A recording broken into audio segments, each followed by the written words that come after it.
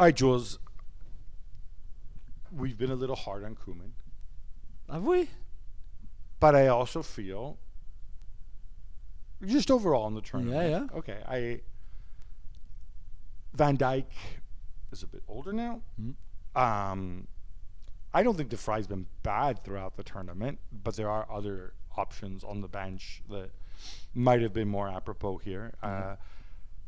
De Ligt, all of a sudden, it's like he's become some weirdo pariah.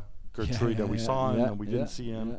Van de Ven, who's done well whenever he come on. Van de Ven, the obvious but one. even playing Ake at left back, kind of, I know it's a bit of a hybrid position, but still, it's just like, why not Van Dijk and Ake together in, no De Vrij and then anyway, there's a lot of things I don't know about the Dutch guy. I don't understand about the Dutch guy. You don't understand him, but you could point out and you could say, yes, Jules, you didn't mention that Dumfries, he hit the woodwork. This is the best accent you do. No, but the Dutch one. It's a game of millimeters. It's a game of inches, right? Yeah. They're playing England, who are substantially better. Again, because Holland don't have De Jong, they don't have Koopmeiners, all these guys. And they still go to the point where they hit the woodwork. I mean, I think Foden's shot, I don't know if it hit the woodwork. Yeah, by the way, that he Foden brushes one, and then the one that Dumfries saves on the line. Yeah. 1-1. By the way, how special was that little move? Yeah, and it's a shame that he's still a bit behind him, because otherwise I think he could have buried it before. But yeah, and great from Dumfries to cover that well. Okay, so England had the better chances overall, I think. In the first half, certainly, because in the over second the course half, of the game, they disappeared. They disappeared, but it's not like Holland did that much, right? No, I think the XG is higher. But do you have mitigate? I mean, what does it say? Is it just the randomness of the tournament that, with Holland playing this badly, with Holland having two important players out, with Koeman making silly decisions, with certain players, Donjan Malen, obvious example, not having good tournaments, they still come so close to the final. Yeah, I mean, I guess to start with is the randomness. The luck of the draw to start with, because they finished third in their group, and then they still end up in the half of the draw that is by far the easiest, and they play Romania and Turkey. Turkey have been great to watch. We've been at some of their games. Amazing fans. Arda Güler, Montella, everything you want. Still Turkey. On the other side of the draw, Holland, I don't think would have gone through after the last 16. Had they had to play a France or Portugal or Germany or even Belgium earlier, I think they would have been out. So, but good for them. This is not something that you can control, where you finish and who you face. You can only beat what's in front of you. That's why they go so far. And we can say again by England, by the way, that's again like in 2018 and 2021, they find themselves in the right side of the draw. So, which is good, which is good. This tees up our look at the final, I think, where we turn into Robbo with hair. Spain, a much, much tougher run to the final. Just even in terms of pedigree, and leaving aside obviously teams that went out, we can now say, oh, Croatia were bad, Italy were bad. Yeah, okay, but they still played them, right? Yeah. Croatia, Italy, Germany, France, that's pretty blue ribbon. Yeah. England, toughest opponent they've had? Switzerland, I guess. Switzerland. But England have been favourite in every single game that they've played, right? Until now. Now they will be the outsiders. There's nobody can say to me, oh, they are favourite. You think they're the underdogs? Sure. Spain have won their 6 games. They're the best team in this tournament. They play the best football. They have. I would. Okay, so games. This is why I think both of us are picking England to win. I take your point, but I look at matchups. I look at matchups in this game, and I also look at the fact who is close to their ceiling of performance. England are far below their ceiling of performance, and England. But like for you me, said, you don't turn it on though. You can't just turn on the switch. But what we've seen and what has kept England alive in this tournament, you can't turn it on collectively as a team. Southgate hasn't shown that ability because ultimately it's Gareth Southgate. But we've seen individuals create out of nothing, right? We saw it with Saka. We saw it with Bellingham. They have more people who can do that than Spain, right? Yeah. We agree on that. Yeah, for sure. Spain, you might say Dani Olmo. You obviously say Yamal. And then, Nico Morata already, that's a bit. But they can. That's a bit sketchy. Yeah, but Rodri can do from a shot on. Yeah, he does the thing where he passes the ball in the back of the net. Harder to do against England when they have 8 people standing in a line in front of Pickford's goal. I agree with that. But England have many, many more, and you have many, many more solutions. Yeah. And people can create out of nothing. Yeah. So for that reason, the formula, the Southgate formula, if you will, which might have been the Deschamps formula back in the day, but well, actually it is, because he said he said Deschamps, he models himself on that. Yeah. Back 3, keep it tight. Yeah. And then wait for something to happen. Yeah. And if it goes to penalties, then we win.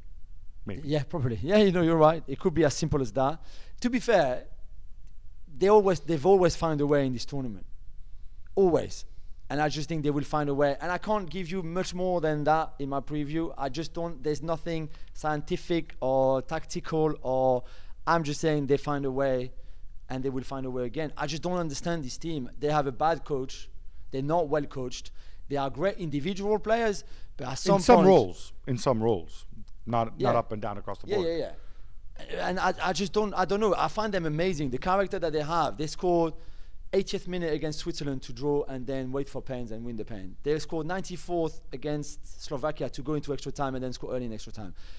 Yesterday, they scored in the 92nd minute to win a game where in the second half, they look like Stoke City. It's just like, I just don't understand. There's something about this team that I find fascinating, because I just don't know. Like, I don't know how they win, but they find a way of winning. And I think they're going to win the final like that. We're going to meet together. We are going to the final together. We're going to see each other after and say, like, how did they do that? How did that happen? How did they beat that team? It would be exactly the same.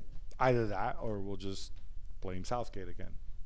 Yeah. One or the other. I also find incredible that for all the talk of planning and this and that, I thought England's best player, by some distance, if you take aside Watkins, obviously was only on for a few minutes, was a guy who didn't even play regularly until January? Kobbie Mainoo? Yeah. What does it say that? I know, look, he's very, very good, and same way Yamal's very, very good, but I also don't want to overhype him like he's kind of Brian Robson here. He walks into the team, a team that Southgate's been building for a long time, and he's the best player. Yeah, and I think, but it shows you again how bad Southgate is, because he didn't see it. He was almost forced to do it. This is someone, Southgate, who preferred Trent Alexander-Arnold first for 2 games in a row, Conor Gallagher for the 3rd game, before thinking, you know what, that Kobbie kid that I've seen at training for the last 4 weeks looked decent. Maybe I should try to give him a go. Kobbie Mainoo should have started this tournament all day long. We all knew it. We all knew it, Gab. We've all seen it. For Southgate to not start him before the 4th game showed you how incompetent. But it doesn't matter. Now he started him. Same with the back 3. He should have done that earlier. It's okay. It's all good now. And I guess we'll see, because they need Kobbie Mainoo at this kind of level if they want to win this final. Against, like we said, Fabian and Rodri have been the best centre midfield partnership in the tournament. So it's a hell of a test for Rice and Kobbie to face Fabian and Rodri, 2 young players from England who are not have the experience and and just their age compared to Fabian Ruiz and Rodri. So we've talked about the midfield. We emphasized how important the midfield battle was against France. What I wonder a little bit is if you play a back 3, and you said that it was logical to play the back 3. Mm-hmm. Yeah, probably. While Shaw was injured and still not 100%. But if you play a back 3 with Saka and Shaw, I mean, or possibly Trippier, but whatever, is there a risk then that you actually make yourself even weaker in midfield and you end up just retreating so deep that everything is played is in front of you? If you see what I'm saying, right? It is one of the 3 centre back to come inside on Dani Olmo, to step up on Dani Olmo, absolutely. So you really think that's going to happen? There's no. I want to think like if we know it, surely the England staff knows it as well. And to be fair, we say back 3. Kyle Walker yesterday played a lot really wide right, almost like so this may be a back 3 hybrid back 4, and Saka was never really the wing back. It looked kind of sophisticated what he was doing there. But I think this is sorry. It's just adjustment to do. I was only watching on television, so I wasn't there in person, so obviously you get a different view. Yeah. But I'm like, oh, this is actually, he's doing something interesting and sophisticated. Or Kyle Walker's just running around randomly where he wants. And Saka, who's more intelligent, has to adjust to where Walker's I think going. it was an easy adjustment that they could do, to be fair. But I think if they keep the back three, which I think they will, it's really important, like you said, to have, otherwise Dani Olmo is going to have so much space, because obviously Mainoo and Rice will be on Rodri and Fabian, and then Dani Olmo, as we saw against France, especially if Nico or Lamine comes inside, this could create a bit of chaos in the England midfield. So one of those three centre-backs, whether it's Stones or Walker or Guéhi. So the more I think about this, I would say the matchups don't favor England. But then I look at the other end of the pitch, and I think to myself, with that back four, does Lenormand come back in? I don't know if he'd be fit. So Carvalho's coming in for sure. And for Lenormand, Nacho, or Nacho Laporte is not the greatest. No. But then it's Kane who's not fit, clearly, who's not going to run down the channels like we saw Watkins do. But the question is Foden and Bellingham? Kane? No, you don't drop Kane. He's your captain. No, even a bad Kane. Kane has been bad in this tournament. I know he scored 3 goals. I could have scored the 3 goals he scored. The header, the tap in, and the penalty. This is what he did.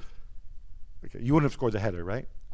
You would have had scored the header as big as you are. But you wouldn't have had the header. I would have. You would have had the tap in and the penalty. Tap in for sure, the penalty. Although Verbruggen went the right way, and it's just a perfect penalty. But I think I would have. But you would keep Kane. I just think in these situations, there's no way you can drop them. There's too much importance. There's too much attached to this game. Somebody said that when Kane came off, it was kind of like Lineker against Sweden vibes. Yeah. I think that's a bit OTT. But having come this far, I think there's no way he drops Kane. So our prediction is we're both leaning England here. Yes, somehow. They've been here somehow, so they will win somehow. I think it would be what an end. Then Southgate can walk away into the sunset, showing that nice guys do not always finish last.